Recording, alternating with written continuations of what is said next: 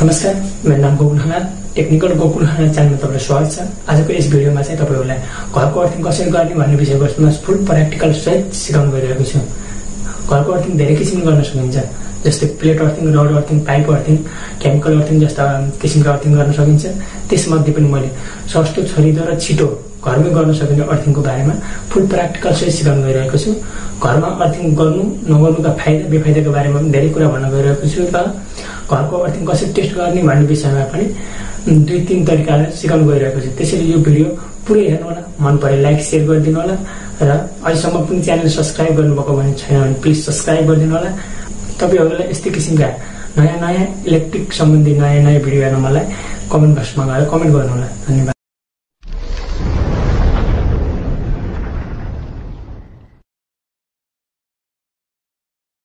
म अहिले एउटा रेस्टुरेन्टमा कटेजमा आएको छु। यहाँ चाहिँ कहिलेकाहीँ चिज हातले छुँदा इन्भर्टर, फ्रिज जस्ता चिजहरूले र मोटर जस्ता चिजहरूले कहिलेकाहीँ झड्का हान्छ भन्नुभएको छ। के रहेछ भनेर चेक गरेर हेर्दै अर्थिङ एकदम जिरो रहेछ। त्यसैले हामीले यहाँ अर्थिङ गर्छौँ। छिटो छरिदो र भरपर्दो किसिमको रड अर्थिङ गर्दैछौँ। यो विषयमा तपाईँलाई सम्पूर्ण सिकाउन गइरहेको छु। हामीले अर्थिङ गर्नको लागि एउटा ठुलो खाले ह्याम्बर, प्लायर अनि सानो खाले ह्याम्बर, एउटा screwdriver, slide ranch, wire stepper, लामो 6 फुटको अर्थिङ रड, यो चाहिँ मार्केटमा पाउनुहुन्छ। अनि अर्थिङ माथि लगाउने एउटा नट बोल्ट र अर्थिङ वायर आवश्यक पर्छ। अनि एउटा कालो पाइप लगभग 4-5 मिटर जति, अनि सम्भव भए कोइला नभए अलि चिसानो ठाउँमा राख्नुपर्ने हुन्छ र डिका नुन अनिवार्य रूपमा हुनुपर्ने हुन्छ। यति भइसकेपछि हामीले यस्तै किसिमका घरमा हुने इलेक्ट्रिक फल्ट सम्बन्धी नयाँ भिडियो हेर्नको लागि टेक्निकल गोकुल खनाल च्यानललाई सब्स्क्राइब गर्न नभुल्नु होला र साइडमा रहेको बेल आइकनलाई पनि दबाउनु होला। भिडियो मन परे लाइक शेयर गर्नु होला। कुनै पनि घर वा कटेजमा अर्थिङ गर्न सक्छौँ। म यो तार चाहिँ अर्थिङ गरिसकेपछि अर्थिङ रडदेखि पावर सकेट वा एमसिबी बक्ससम्म लैजानको लागि हो। यो तार चाहिँ ठुला इन्डस्ट्रियल बिल्डिङहरूमा हो भने 80 mm कै राख्नुपर्ने हुन्छ, नत्र पछि समस्या हुन्छ। घरहरूमा हो भने 0.75ले पनि राम्रोसँग काम गर्छ। सकेसम्म तार यो वायर चाहिँ अलि ठुलो साइजकै राखेको एकदम राम्रो हुन्छ।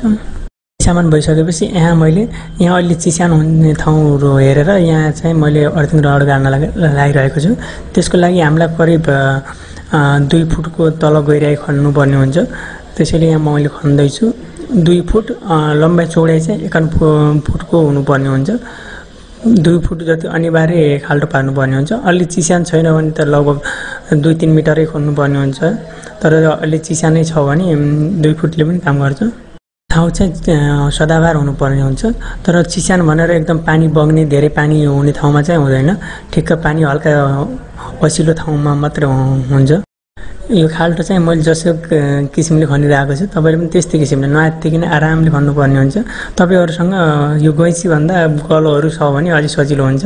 मैले चाहिँ गैँचीले थोरै खन्छु, अनि बाँकी नपुगेको चाहिँ मैले अर्थिङ रडले चाहिँ खन्छु। अर्थिङ चाहिँ अनिवार्य रूपमा गर्नुपर्ने हुन्छ, किनभने कहिलेकाहीँ बडी सर्ट भएर कुनै चिजले लाइन लिकेज भइरहेको छ भने छुँदा करेन्ट लाएर मान्छेको ज्यान पनि जान सक्छ। त्यसैले तपाईँहरूले घरमा चाहिँ एकचोटि अनिवार्य रूपमा अर्थिङ चेक गर्नुहोस्। यदि अर्थिङ छैन भने अनिवार्य रूपमा अर्थिङ गर्नुहोस्। अर्थिङले धेरै सेफ्टी गर्छ। अहिले चाहिँ बिजुली नपुगेको घरहरू चाहिँ कमै होलान्। यदि तपाईँहरूले अर्थिङ चेक गर्नु भएन भने अहिले घरमा प्रायः जसो युपिएस, इन्भर्टर, कम्प्युटर जस्ता यस्ता मोटर अनि फ्रिज जस्ता यी चिज धेरै युज गर्नुहुन्छ। तिनले चाहिँ धेरै अर्थिङ लिकेज गर्ने अनि म्याग्नेटिक फ्लक्सले गर्दा अर्थिङ लिकेज हुने चान्स बढी हुन्छ। यो इन्भर्टरमा त 30-35% नै लस हुन्छ। त्यसकारणले यहाँ अर्थिङ एकदम बढी राम्रो हुनुपर्ने हुन्छ, किनभने त्यसले अर्थिङ लिकेज गरिरहेको छ भने तपाईँको अर्थिङ छैन भने त्यो बडीमा टच गर्दा पनि करेन्ट लाग्ने, अनि त्यसै इन्भर्टरको पनि पिसिबीमा सर्ट भएर खराब हुने जस्तो समस्या हुन्छ। त्यसैले इक्विपमेन्ट वा सामानहरू जोगाउन लागि पनि एकदम अनिवार्य रूपमा अर्थिङ गर्नुपर्ने हुन्छ। मैले एउटा काम गर्ने क्रमको एउटा अनुभव बताउँछु। एउटा घरमा मैले नयाँ वासिङ मेसिन जोड्दै, त्यो 1-2 दिन त थाहा पाउनु भइन्छ। एक दिन चाहिँ सानो बच्चाले सरप राख्ने ठाउँमा छोइछ, अनि उसलाई नराम्रोसँग झड्का लाएर फालेछ। अनि मलाई फोन गरेर भन्नुभयो, अनि म गएर चेक गर्दा चाहिँ त्यहाँ हल्का करेन्ट लिकेज वा अर्थिङ लिकेज भइरहेको रहेछ अनि उहाँलाई अर्थिङ गर्नुपर्छ भनेको अनि अर्थिङ गरिसकेपछि त्यस्तो समस्या आएन भनेर भन्नुभएको थियो। त्यसैले यस्ता सुविधाका जति सामान छन् त्यति नै डेन्जर छन्, त्यसैले अर्थिङ चाहिँ अनिवार्य रूपमा गर्नुपर्ने हुन्छ। यो भिडियो चाहिँ थोरै लामो होला जस्तो छ, तर पनि नयाँदेखि हेर्नु होला, किनभने यो भिडियोमा तपाईँहरूलाई अर्थिङ गर्ने सम्पूर्ण तरिका अनि घरमा अर्थिङ किन आवश्यक छ, अर्थिङले के हुन्छ जस्ता कुराहरू सबै सिक्न पाउनुहुन्छ। खाल्टो खन्ने क्रममा चाहिँ तपाईँहरूले पनि यस्तै किसिमले मेजरिङ टेप वा इन्ची टेपले यस्तै किसिमले नाप्नुपर्ने हुन्छ। यो मेरो 2 फिटभन्दा थोरै बढी छ, तर पनि यो खाल्टो राम्रोसँग नभएकोले मैले फेरि खन्दैछु। अनि यो चौडाइ चाहिँ 1 फिट नै हुनुपर्ने हुन्छ, किनभने यो खाल्टो चाहिँ हाम्रो अर्थिङ रड गाडिसकेपछि त्यहाँ कोइला, नुन अनि बालुवाहरू मिलाएर राख्नको लागि हो।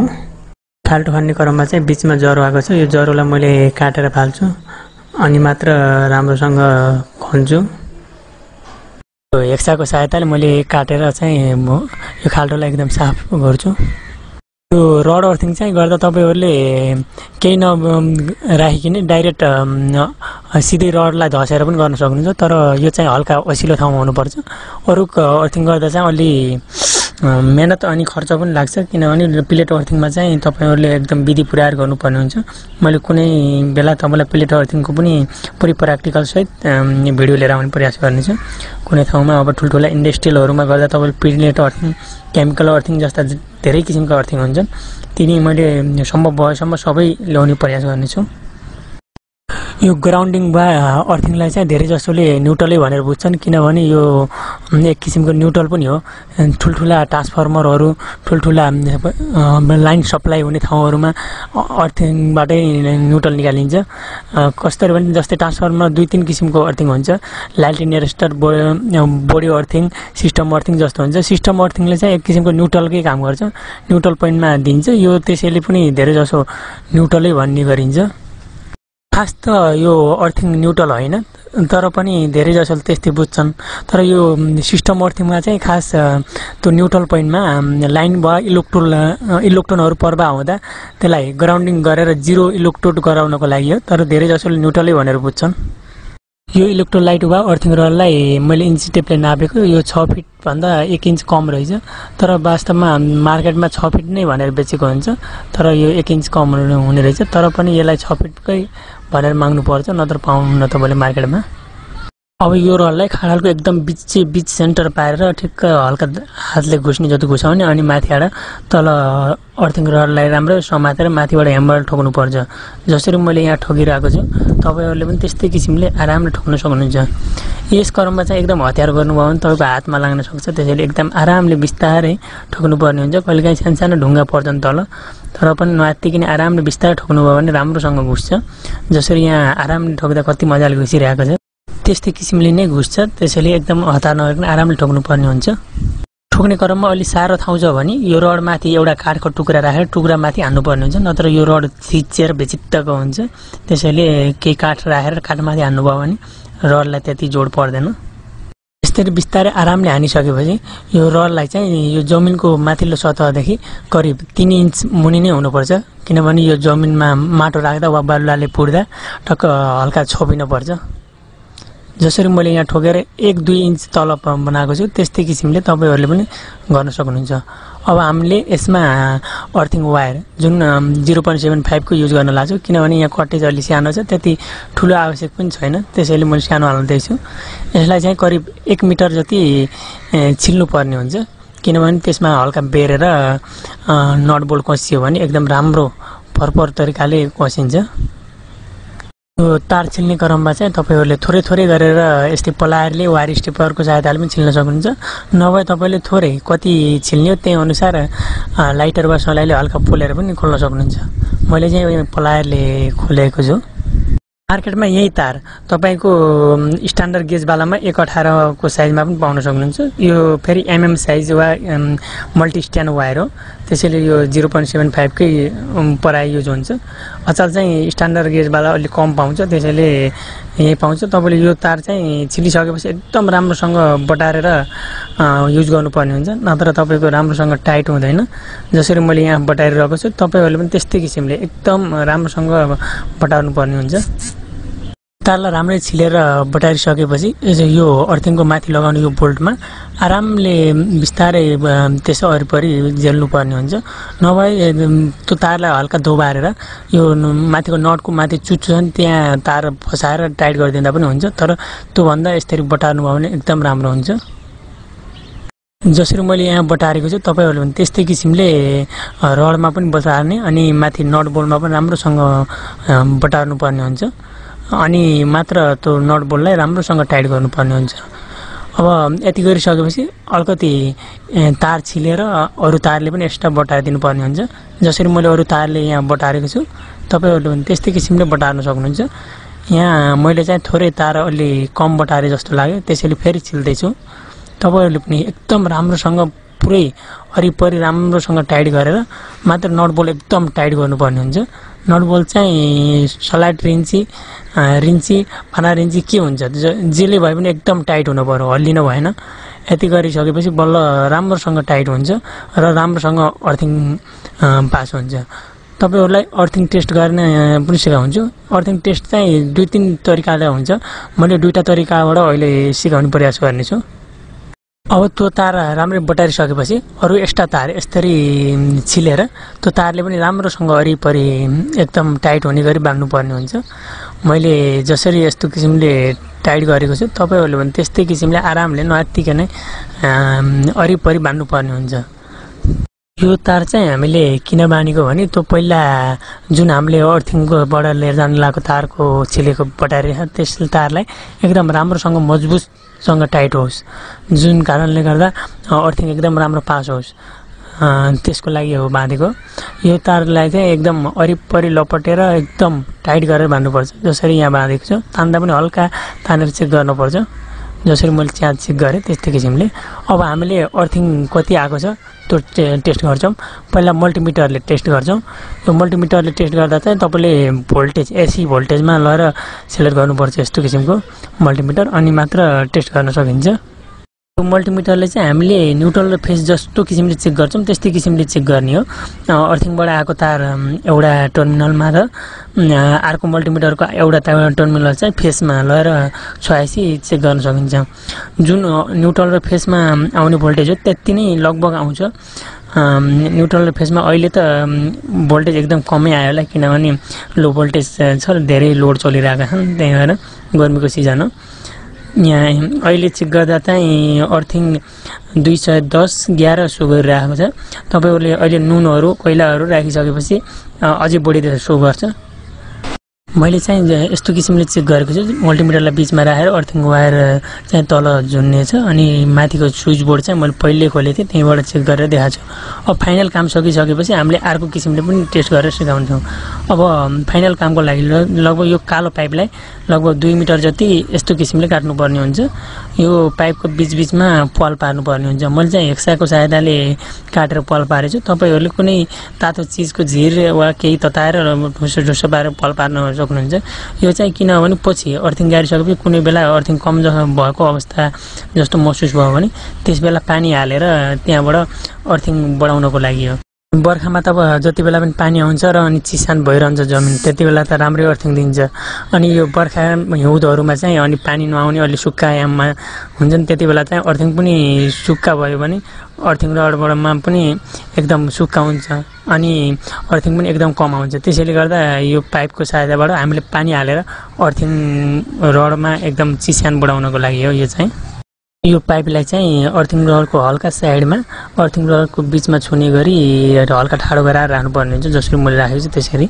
अनि त्यसपछि हल्का नुन राख्ने अनि त्यसमाथि हल्का बालुवा गिट्टीहरु राख्ने, नभए हल्का इने माटो राखेर पनि हुन्छ। त्यसमाथि त्यहाँबाट कोइला नुनहरु छ, कोइला छ भने कोइला राख्ने, यदि कोइला छैन भने नुन राखेर हल्का फेरि बालुवा राख्ने अनि हल्का गिट्टी राख्ने अनि यस्तो किसिमले पुर्ने। यहाँ मलाई चाहिँ चिसान अलि बढी रहिरहन्छ भन्ने कुरा भयो अनि कोइला पनि अलि असम्भव पाउन अलि गाह्रो भयो। त्यसैले गर्दा यहाँ चाहिँ मैले बालुवा र नुन मात्र राखेको छु, तर पनि अर्थिङ एकदम राम्रो आएको छ। अब मैले यो अर्थिङ रडदेखि आएको वायरलाई चाहिँ पाइपको भित्रबाट एमसिबी बक्ससम्म लैजाने प्रयास गर्दैछु। पाइपभित्र यस्तो किसिमले घुसाएको छु। तपाईँहरूले पनि सकेसम्म यो तारलाई बाहिर ओपन नराख्नुहोस्। यस्तो अर्थिङ रडको माथि टुप्पोमा राखेको नट बोल्ट र हामीले तार बेरेछौँ त्यसलाई चाहिँ सकेसम्म टेप गरेर एकदम टाइटसँग टेप गरेर छोड्नुपर्ने हुन्छ। नै पनि पछि हल्का समस्या हुनसक्छ।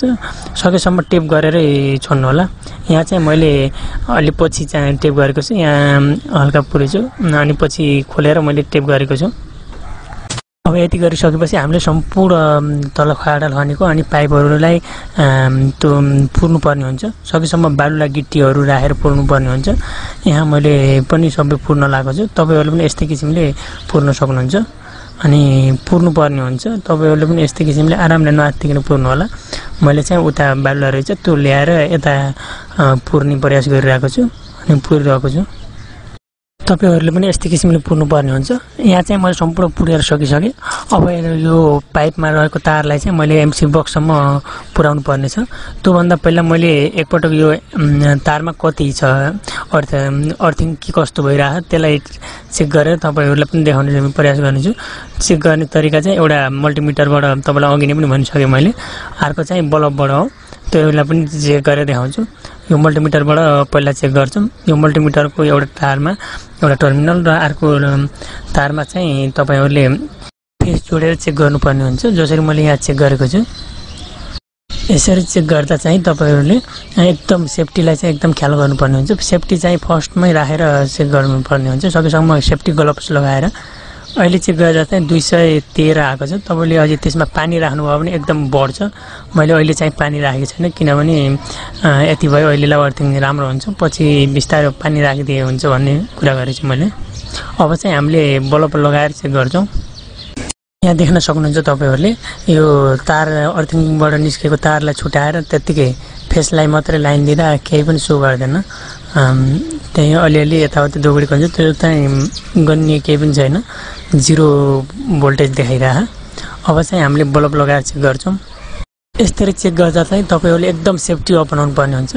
यो बल्ब लाइन र न्युट्रलमा दिँदा एकदम राम्रोसँग बोलेको छ। अब अर्थिङ र फेसमा दिँदा पनि एकदम राम्रोसँग बोलेको छ। यस्तै गरेर तपाईहरुले बल्बले पनि टेस्ट गर्न सक्नुहुन्छ। मैले एमसीबी बक्ससम्म लिएर आएँ। अब चाहिँ तपाईहरुलाई मैले एमसीबीमा यहाँ यो अर्थिङ वायरमा हल्का करेन्ट लिक भएको देखाइरहेको छ लाइन टेस्टरले। यो अर्थिङ वायर त्यहाँ टच गराउँदा बोल्छ कि बोल्दैन त्यो चेक गर्नुपर्ने हुन्छ। ल हेर्नुस् यहाँ चेक गर्दा बोलेको छैन। यस्तै किसिमले तपाईहरुले अर्थिङ गर्नुभयो भने त्यस्तो लिक भएको करेन्ट ग्राउन्डिङ हुन्छ र तपाईलाई करेन्टको झट्का लाग्दैन।